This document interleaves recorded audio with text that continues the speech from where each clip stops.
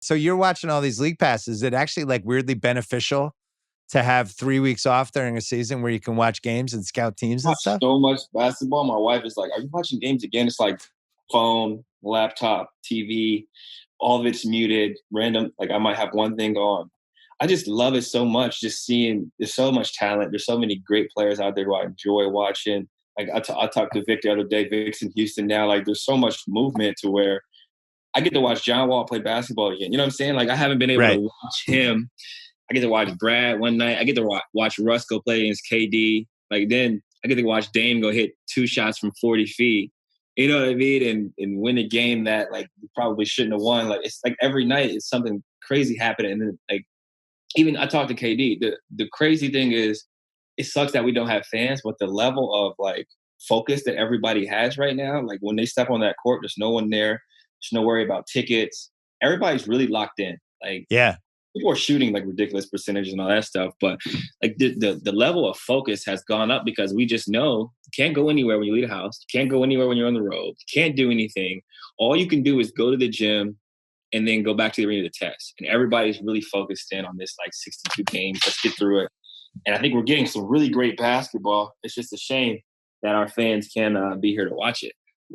How much has the bench chatter and the bench cheering and the bench heckling affected the competitiveness in a good way? Because there's been moments where you can tell, like somebody misses a free throw with a minute left. It happened in the Celtics the other night, and the whole bench on the Lakers side went crazy. And it just seems like there's more shit talking than there's ever been.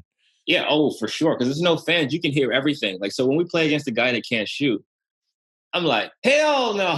Right. He's with us, and you can actually hear it. And I think that's the psyche part of like when the playoffs comes and the guy is wide open and he's not really a great shooter.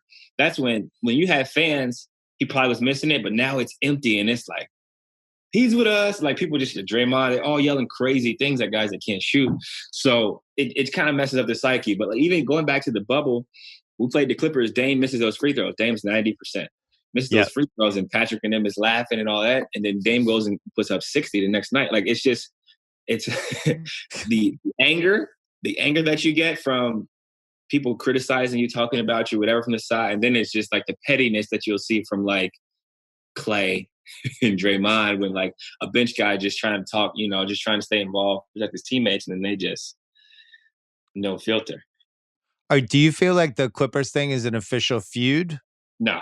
And by basketball standpoint, no basketball feud? We don't have any basketball feuds. No, man. That was just a moment. That was a fun moment in time to where we were in the bubble. Tension was high. Testosterone was at the all-time high. It's going to probably be a boom of bubble babies from all the guys.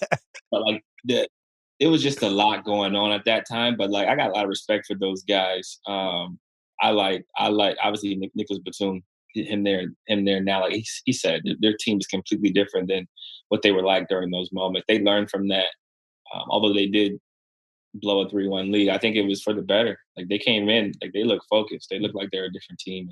I'm a big Lou Will fan, so being able to see them, some of those guys, I like Kawhi a lot.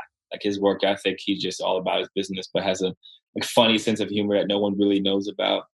And PG is playing at an elite level. Like the way he's playing right now, like that's probably that hitting the side of the backboard is probably the best thing that happened to him in a long time.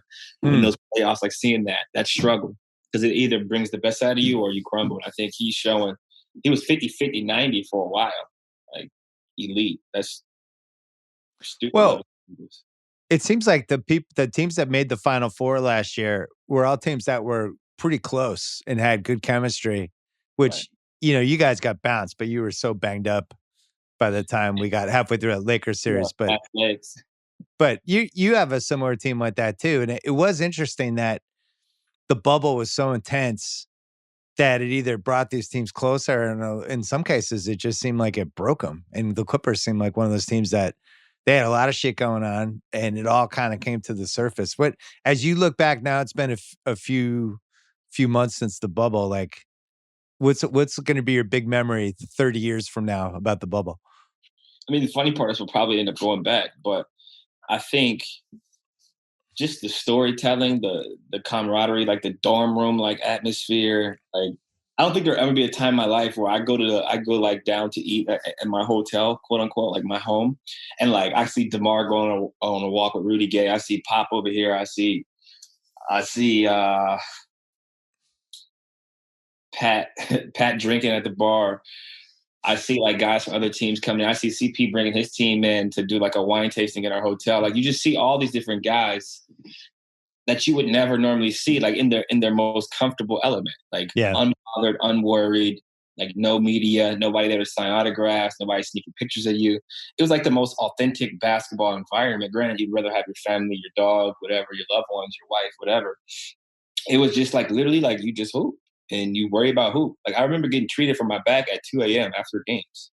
Like I would shower, ice tub, eat, and then I would lay on the table and get treatment for my fractured back.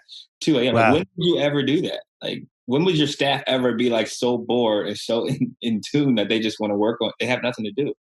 Literally, It like was almost like a giant AAU tournament with better facilities and better food. yeah, I was playing 40 minutes a night with a broken back and like long stretch. Like you would never do that. Like 40 something minutes playoff intensity, because if you lose, it's over. Like playoff Yeah. intensity, you try to get into the playoffs, you get in, and you're just treatment round the clock. Ice, treatment, So practice. your pro playing game, because that was really fun. I really enjoyed the Portland Memphis playing game, was a Oh, delight. yeah, that was cool. Because we're gonna see it this year. One of the interesting things about this season, especially because it's shorter, there's gonna be teams in that 7 to 10 range that I don't think people realize Yeah. are gonna be in that set. Like, you could have the Heat as like a 9 seed having to win 2 straight just to make the playoffs. Because all of a sudden there's gonna be 10 games left. We'll be like, "Wait a second." We could be a 10 seed. We keep this up. So like it's Yeah, gonna but be you'd be the 10 seed nobody would wanna see it's because gonna everybody would be healthy at that point and be like, "Oh, shit, we got Dame and CJ now?" yeah, it's funny because like a lot of teams are banged up, and some teams are haven't they've been lucky. They haven't had a COVID issue, or they haven't had injury, but it's coming. One of them is coming. And you catch, like you said before, like who's going to want to play the Heat when they got Dragic back, they got Jimmy back, Yeah. they have a full roster. Like who's going to want to do that? There's not a lot of teams. Like who's going to like if we stay banged up like this, and let's just say we all come back later and we go on a streak and we go on like a Utah Jazz streak, we win 8 or 9 games, 7 games in a row shifts the whole. You go from 12 to like 4, Right. 12 to 3 in a hurry. So like we're all in great spots, and I think it's going to make for some really competitive basketball if we can continue to get through this season. Have you asked Carmelo why LeBron is still able to be incredible in year 18? Like, what the hell is going on? Like, how much longer is he going to be at the top here? And once he leaves, who's next?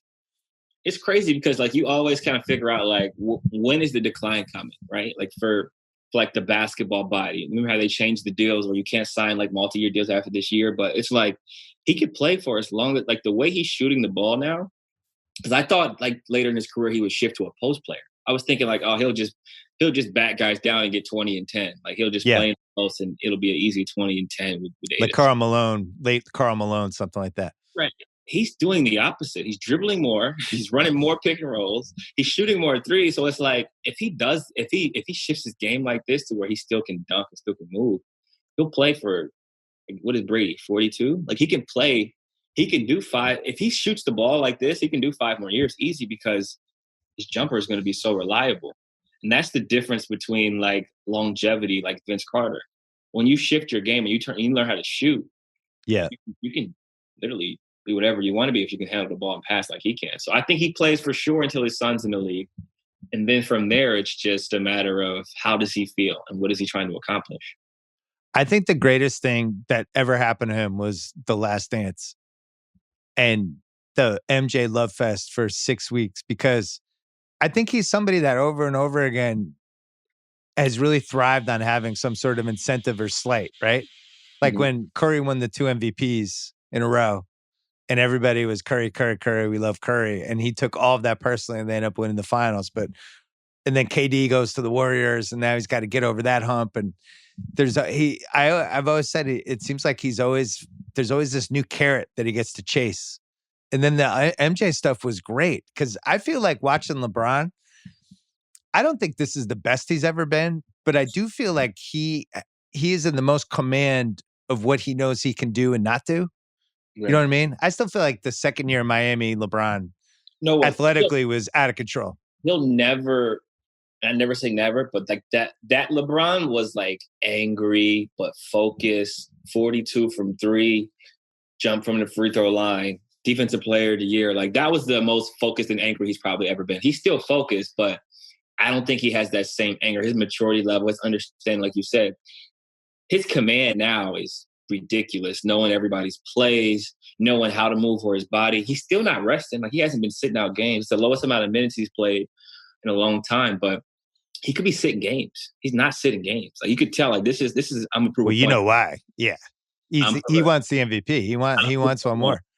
Yeah, he's proven a point this year, and I'm happy for him. I'm happy to see it as a guy from Ohio who's watched him play for his AAU team. No one has ever had that type of pressure. No one has been anointed the chosen one so early and lived up or surpassed the height the way he has. I don't think it's ever happened. Like he was the chosen one as a sophomore in high school and has been better than the chosen one, which is crazy.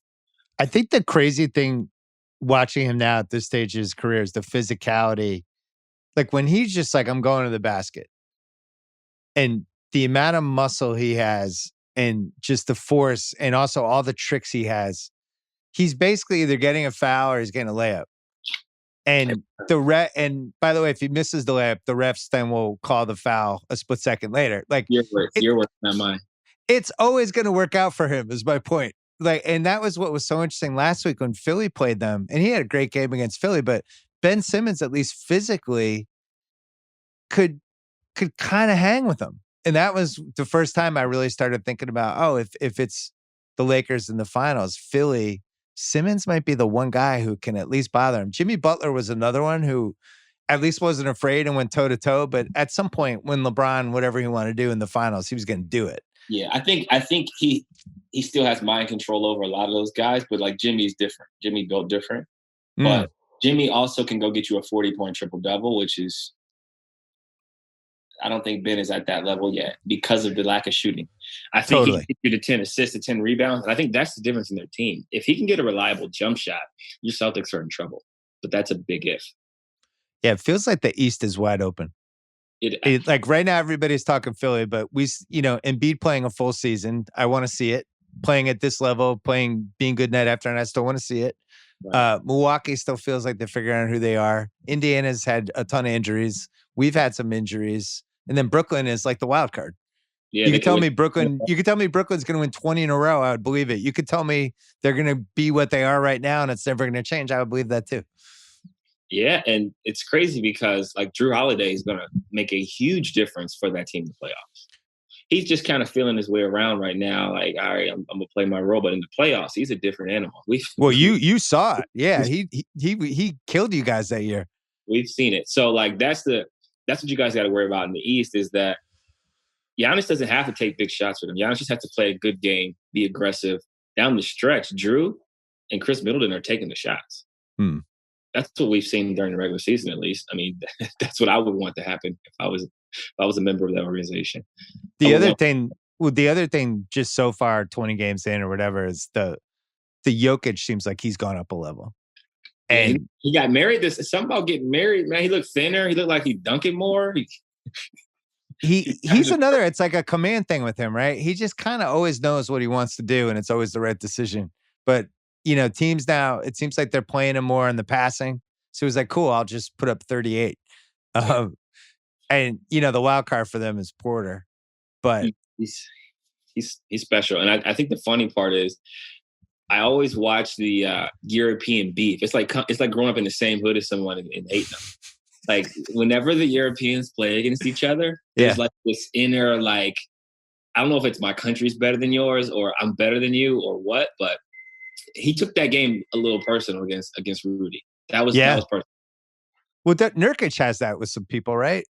They all do, and they'll go shake hands and talk and speak in another language to start the game, and then elbows are flying and they're cursing each other out. You don't know what to say, but it's not polite. And after the game, they go shake hands and talk about like what they're going to do later.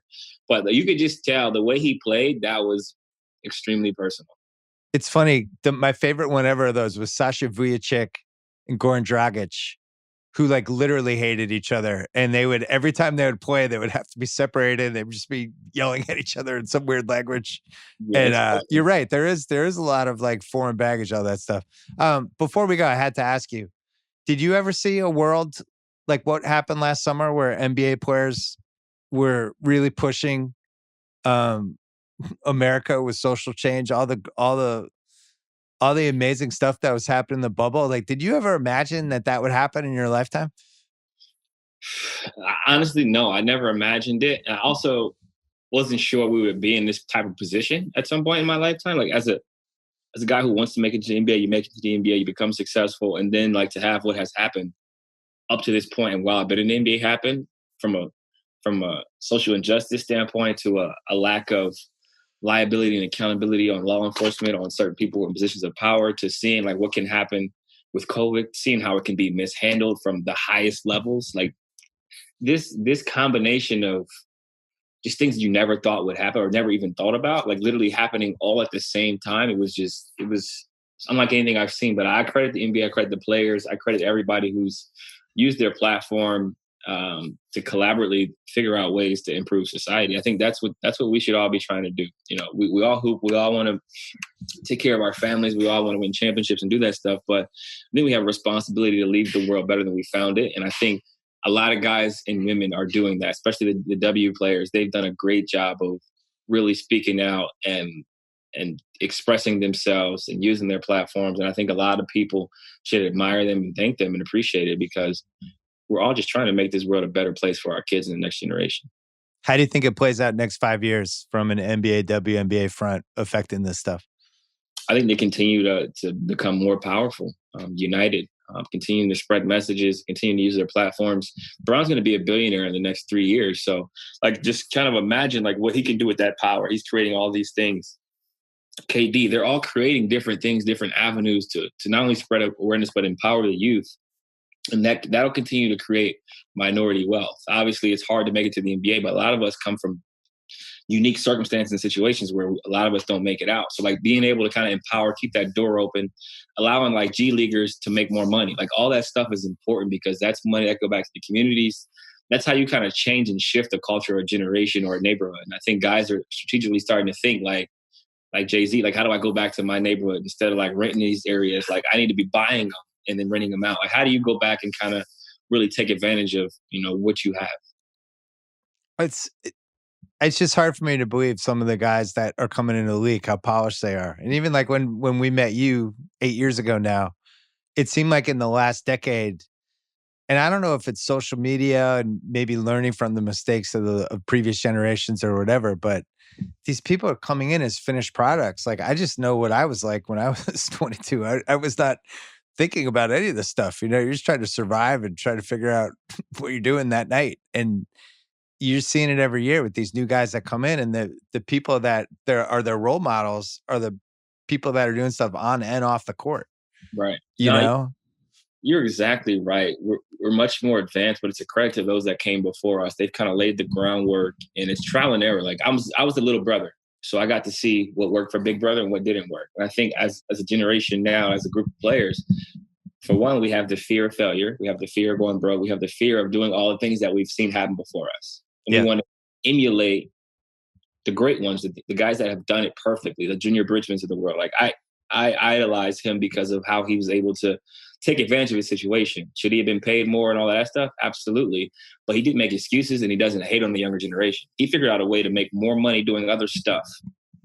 And I Yeah. think that's how we have to really look at this game. It's like I love this game to death. I love sports. I love basketball. But this is a moment in my life, a small moment if I have a 70, 80, 90, 100-year life, to where I want to really maximize this, but like build something else, take advantage of this platform, and kind of be the guy that they can look up to. Like there's Junior, there was CJ, like those are the type of guys, like that's how I want to be mentioned. I think you're on your way. Did you follow the stuff last week with Barkley and who's the player? Now I'm blanking. Oh, Donovan Mitchell. Oh, And then Donovan. that turned into a 2-day thing about the old guys on TNT and the older media members and the younger generation like you guys. It's something KD and I, when we did our podcast, I could actually like feel the hurt in his voice when he talked about it, where he was like, we idolize these guys. And then they go on after we play and they shit on us and they don't seem like they're on our side. I don't understand it. Yeah. You're a media guy who's also a basketball star. Like, where do you stand on this whole thing?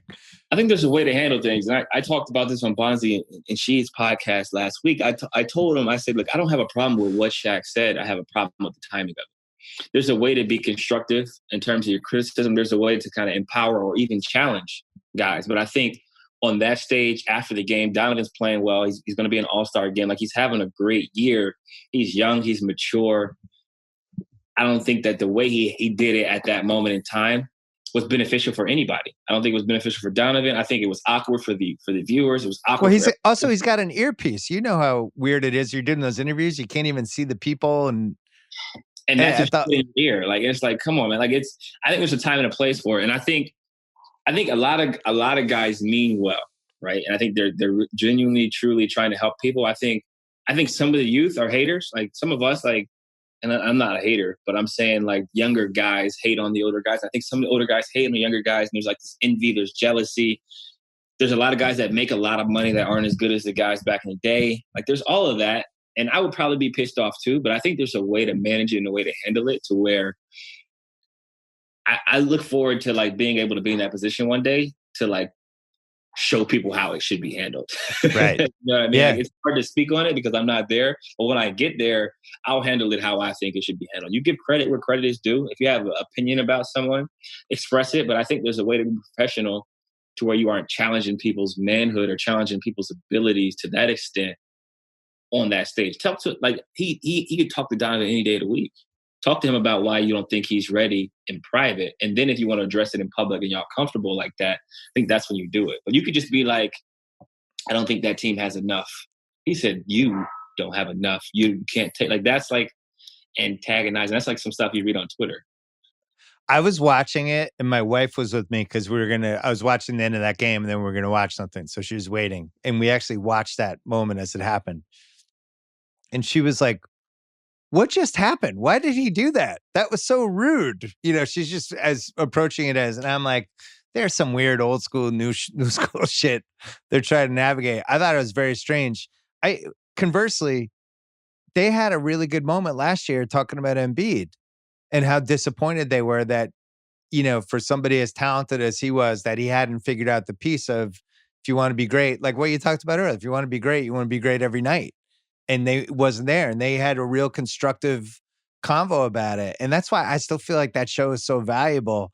So when they let it kind of slip away with something like that Mitchell thing, and it's like, all right, you guys are undermining yourself. Because they're still the authority on all this stuff. You know, they're still almost like the council, the NBA council. So when they screw that up, I always get mad. Yeah, and people love them. Like, I love watching them. Me too. Their take on basketball, sometimes you can tell they didn't watch the game or they're not watching, but like, you respect them as players. They've gone through what we've gone through. Shaq, arguably the most dominant big man ever. Charles, one of the most dominant players ever.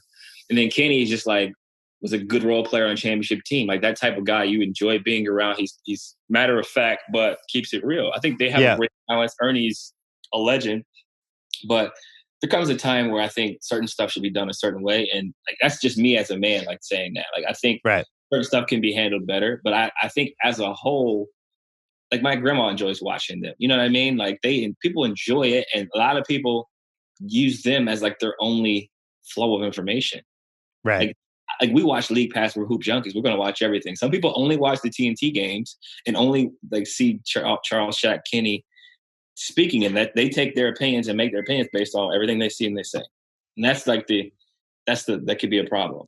The only old guy thing I completely agree with is when it's a 3-on-2 and the two guys on the wing just run to the corners, which you do. I'm not calling you out. I'm just saying I'll never be able to get used to that because as somebody who played once upon a time, I know you don't believe I used to play basketball. Analytics though, like I would. No, I get it. I get all of it. To the basket, they are telling me stop, CJ, shoot the three. So like now I have to reprogram my brain to like, all right, they want me to shoot more threes. Well, but now you see the new guys come in the league and they're programmed on 3-on-2s to go on a 45-degree angle to the corner over just getting a layup. I'll never get used to that.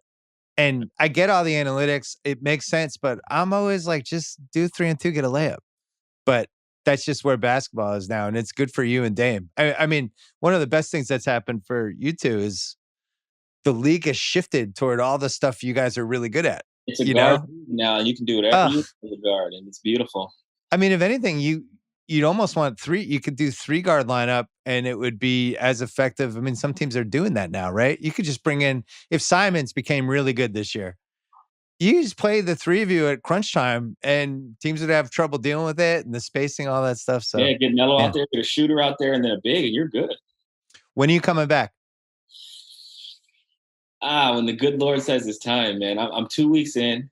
I got a checkup on, I think, the 15th. I got a checkup in like 2 weeks, 13 days from now. So that'll be 4 weeks in the boot, and then I progress from there. So we'll see how I feel, see how I'm moving on the court and all that stuff. But I'm in 2 more weeks in the boot for sure. Take your time. Yeah, this is number 3, man. This is my 3rd one. So this is old NBA fan Bill Tucker. Don't fuck around with feet.